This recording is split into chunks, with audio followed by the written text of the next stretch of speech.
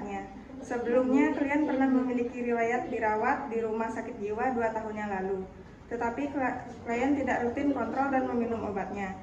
Kakaknya yang mengantarkan klien mengatakan bahwa klien ini sering sekali meludah hingga kadang muntah. Sedangkan klien mengatakan bahwa mulutnya terasa aneh seperti merasakan adanya rasa seperti feses, urin ataupun darah, padahal klien tidak memakan atau meminum apapun. Mulai. Assalamualaikum, selamat pagi. Ayo dijawab salam dari Mbak Perawat ini. Waalaikumsalam, Mbak. Kok lesu? Padahal hari ini cuacanya cerah loh. Ayo semangat. Bagaimana keadaan sekarang, Mbak? Apa yang masih dirasakan? Gimana ya, Mbak? Mulut saya itu rasanya masih aneh. Tenang, Mbak. Kalau boleh tahu, rasanya seperti apa ya? Rasanya nggak enak banget, Mbak. Rasanya pokoknya saya nggak suka rasanya ini. Coba bisa dijelaskan tidak, Mbak? Rasanya tidak enaknya seperti apa? Rasanya itu seperti darah amis sekali. Terkadang juga seperti dan air kencing, Mbak. Seperti itu. Kalau boleh tahu, kapan Mbak rasa seperti itu muncul? Sering apa enggak, Mbak, rasa kayak gitunya munculnya? Setiap kali sih, Mbak. Setiap saat sering sekali muncul saja. Apalagi kalau saya lagi sendirian, rasa itu sering sekali muncul. Terus apa yang Mbak lakukan ketika hal itu muncul? Kalau nggak diludahin ya saya paling muntah, nggak seperti itu. Nah, apakah dengan cara itu rasanya bisa hilang, Mbak? Tidak juga. Terkadang rasanya malah semakin kuat. Jadi Mbak, apa yang Mbak alami ini sebenarnya dinamakan halusinasi. Nah, bagaimana kalau sekarang kita sama-sama belajar cara untuk mencegah rasa-rasa itu muncul? Apakah Mbak bersedia? Iya, Mbak, saya bersedia. Tapi tidak sakit kan? Oh, jelas tidak sakit kok, Mbak. Semuanya aman. Tidak ada sakit sama sekali. Percaya dengan kita ya. Baik Mbak, ada 4 cara untuk mengontrol halusinasi, yaitu ada menghardik, minum obat secara rutin, bisa bercakap atau mengobrol, dan melakukan aktivitas terjadwal lain. Nah, bagaimana kalau kita berlatih juga agar rasa-rasa itu cepat menghilang? Apakah Mbak setuju? Nah, kita mulai sekarang ya, Mbak. Kita awali dengan cara menghardik. Saya akan mempraktekkan terlebih dahulu apa itu menghardik seperti ini. Pergi kamu, itu rasanya nggak enak, pokoknya rasa paling nggak enak sedunia. Kamu rasa palsu, tidak nyata, tidak ada. Aku hanya suka coklat yang rasanya manis. Pergi jauh sana. Nah, seperti itu ya, Mbak. Bisa diulangi seperti yang saya lakukan, Mbak. Ayo Mbak, dicoba diulangi, pasti Mbaknya bisa kok. Ingat Mbak, rasa itu palsu, rasa itu tidak nyata dan rasa itu tidak ada.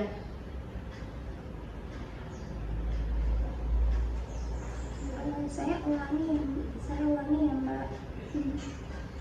Pergi kamu itu rasanya nggak enak, pokoknya rasa paling nggak enak sedunia. Kamu juga rasa palsu, tidak nyata, tidak ada. Aku hanya suka rasa coklat yang manis. Pergi jauh, kamu itu tidak ada. Bagus sekali Mbak, bisa diulangi Mbak sekali lagi dengan lantang pokoknya. Jangan ada rasa takut, dilawan. Pergi kamu itu rasanya nggak enak, pokoknya rasa paling nggak enak sedunia. Rasanya juga kamu rasa palsu, tidak nyata, tidak ada. Aku hanya suka coklat yang rasanya manis.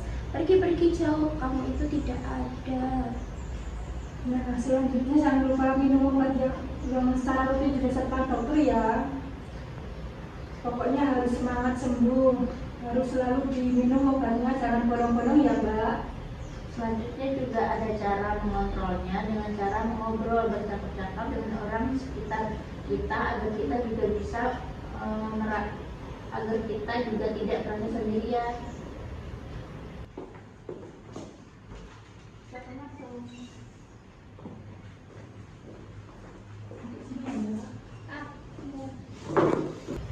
Coba sekarang berkenalan dulu, ayo. Hai, namaku Meme. Aku suka coklat, soalnya rasanya manis. Nama kamu siapa? Hai Meme, nama aku Susanti. Kamu bisa panggil aku Susan. Kamu bisa panggil aku Susan kok. Aku juga suka manis, tapi aku lebih suka es krim. Oh, hai Susan, nama kamu cantik juga ya. Terima kasih. Aku juga suka poni rambutmu. Kamu juga cantik dengan poni seperti itu. Terima kasih Susan. Nah, kurang lebih seperti itu, Mbak. Mbak bisa mengobrol dengan saya, dengan teman-teman di sini, atau dengan orang di sekitar, biar Mbaknya nggak merasa sendirian terus ya. Juga agar Mbak tidak lupa, Mbak bisa membuat jadwal mini untuk mengingatkan untuk kapan minum obatnya dan lainnya. Pokoknya supaya Mbak sibuk dengan kegiatan sehingga Mbak tidak ada waktu untuk sendirian ya. Kita kembali ke ruangan.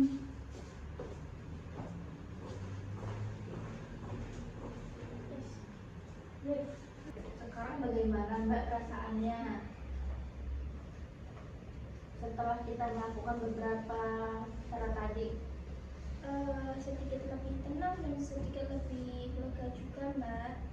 Syukurlah, saya senang mendengarnya. Sekarang apakah Mbak masih ingat pembicaraan kita mengenai permasalahan apa dan bagaimana cara mengontrolnya, Mbak? Iya Mbak, saya ingat. Saya mengalami halusinasi pengecapan. Halusinasinya seperti seakan-akan merasakan makanan darah, dan minum air kencing. Munculnya juga sering, apalagi kalau saya lagi sendirian. Mengontrolnya juga caranya bilang pokoknya yang keras. Kalau rasa kayak gitu ada, itu cuma palsu dan tidak nyata. Selanjutnya minum obat secara rutin, nggak boleh bolong-bolong, apalagi nggak diminum. Sama yang terakhir itu sama cari teman untuk ngobrol biar nggak sendirian. Terakhir buat jadwal biar tidak lupa. Sangat bagus sekali Mbak. Mbak sudah mengerti betul. Jangan lupa ya Mbak, dibuat jadwal harian. Mbak bisa melakukannya 2 hingga 3 kali sehari. Mungkin bisa pada waktu pagi pukul 9 atau siang pukul 2